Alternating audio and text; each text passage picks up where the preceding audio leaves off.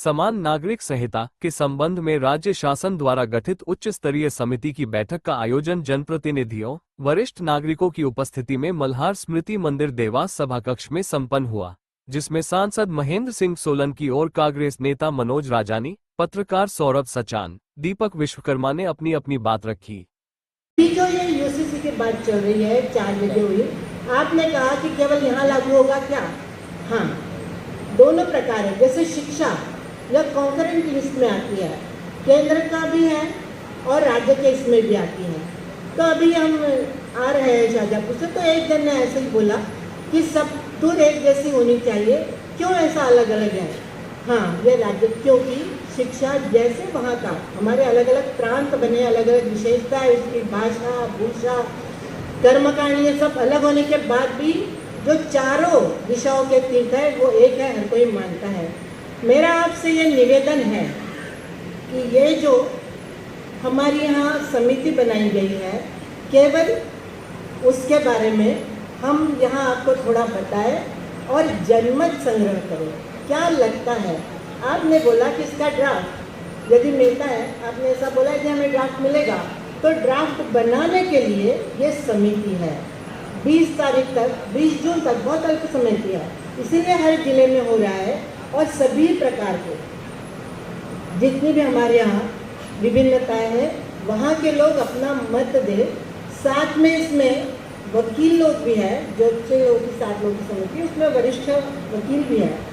तो बाद में हम जो ड्राफ्ट तैयार होगा पूरे मध्य प्रदेश का, वह विधि विभाग में जाएगा, वहाँ से उसका प्रारूप फाइनल होगा और उसके बाद विधानसभा में होगा। तो इसके लिए ये दोनों बाद में लोकसभा में होगा। तो जैसे हुआ है, तो ये ड्राफ्ट अभी बनाने के लिए ही हम जनमत संग्रह कर रहे थे। यूसीसी के लिए जो केंद्र सरकार और राज्य की सरकारें प्रयासरत हैं, वो अधिकार तो उन्होंने, जैसा अभी साहब ने बताया कि भारत के संविधान का अनुच्छेद 44 इस बात का अधिकार देता है कि राज्य में समान कानून लागू किया जाए। क्योंकि जब हम समाज की स्थिति को देखते हैं तो कई जगहों पर हमें इस प्रकार के विभेद दिखाई देते हैं जो सामाजिक कुरीति बनकर सामने आते हैं। कुछ समाज में 4 शादियां करने का उनका पर्सनल लॉ उनको इजाजत देता है। अब इस तरह की स्थिति जब होती है तो उसके कारण उस पर्टिकुलर एरिया की डेमोग्राफी भी बिगड़ती है। यूसीसी का जो पर्पस है वो यदि जेंडर जस्टिस भी है तो उसके साथ में ये भी है कि जिस भी एरिया में एक पॉपुलेशन रहती है वहाँ की डेमोग्राफी जो है वो मेंटेन रहे। ऐसा ना हो कि एकदम से कुछ इस तरह की स्थिति बने जिसके कारण एक विशेष वर्ग की पॉपुलेशन इतनी बढ़ जाए कि वो वहाँ पर अधिभावी होने लगे। इसलिए मुझे लगता है कि यूसीसी आज वक्त की मांग है, वो विवाह संबंध हो, वो विवाह विच्छेद से संबंधित कानून हो, वो भरण पोषण से संबंधित कानून हो, वो एडॉप्शन से संबंधित कानून हो, ये सारी सभी चीज़ों में एक रूपता लाने के लिए यूसीसी का कानून बहुत जरूरी है। और मध्य प्रदेश की सरकार यदि ऐसा करती है तो हम सब उसका स्वागत करते हैं। बहुत बहुत धन्यवाद। बहुत बहुत धन्यवाद। आदरणीय गोपाल शर्मा जी, आदरणीय दीदी, आपको प्रणाम करता हूँ।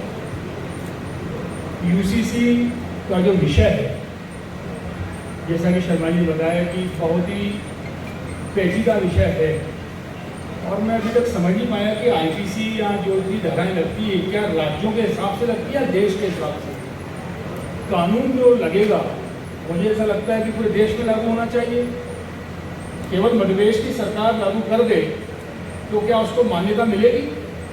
मेरा प्रश्न है कमेटी के सामने, क्या तमिलनाडु की सरकार अगर यूसीसी पास नहीं करती है तो क्या तमिलनाडु में कानून अलग चलेगा? इस देश में एक कानून की बात हो रही है तो हम राज्यों पर निर्भर क्यों हैं? ये बिल तो लोकसभा से पास होना है। यहाँ पर जो आपने बात की टर्की की या अन्य देशों की, सर उन देशों को घूम चुका हूँ, वो सब मुस्लिम कंट्रीज हैं एक धर्म की, तो वहाँ होना अलग बात है। इस देश में जो विभिन्नताएं हैं, हम अलग अलग स्टेट्स की बात करें, हर 100 किलोमीटर में जातियाँ बदल जाती है, लैंग्वेज चेंज हो जाती है, तो इतना आसान नहीं है।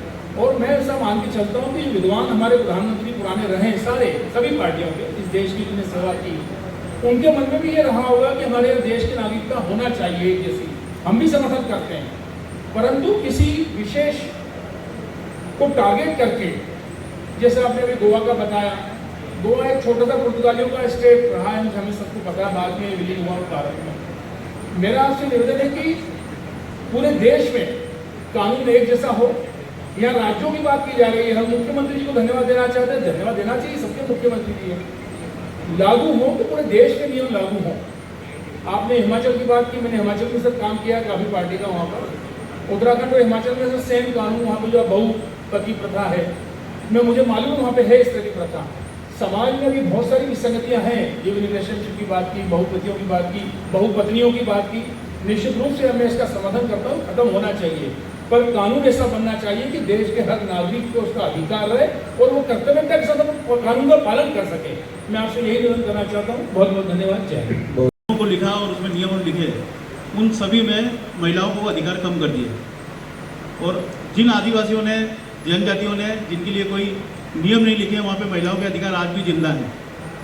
इसलिए इस बात का विशेष ध्यान रखने की आवश्यकता है कि जहाँ जहाँ ये यूसीसी कोड लागू हो, वहाँ पे उन आदिवासियों से सीखा जाए कि किस तरह से नियमावली होती है। हमने अपनी महिलाओं को घूंघट में ढाक दिया, धोते में ढाक दिया, हम खुद खुले हम घूम रहे हैं जीन्स पहनकर। यूसीसी यहाँ भी लागू होना चाहिए कि अगर हम महिलाओं को पीछे कर रहे हैं तो खुद भी पीछे हों या फिर उनको भी आगे करें। तो मैं इस यूसीसी का समर्थन करता हूँ और सभ्य समाज के लिए बहुत आवश्यक है, क्योंकि हमने अपने आप को मनगढ़ंत नियम अपने लिए बनाए हैं और उनमें अब सुधार की आवश्यकता है। धन्यवाद। मेरा कहना है यूसीसी का हम समर्थन करते हैं, परंतु यूसीसी क्या सिर्फ इन 3-4 मुद्दों पर ही होना चाहिए। यूसीसी आप कह रहे हैं बहु विवाह या तलाक या इन मुद्दों के अलावा जो सामान्य जो युवक युवतियां आज जो परेशानियों में घिरे हुए हैं, क्या उनके अधिकार भी समान नहीं होना चाहिए? जिस प्रकार नौकरी या अन्य चीज़ों में आरक्षण और इन चीज़ों को लेकर के भी समान नागरिक संहिता होना चाहिए। समान नागरिक संहिता का हम समर्थन करते हैं और इसको काफ़ी पहले लागू कर दिया जाना चाहिए।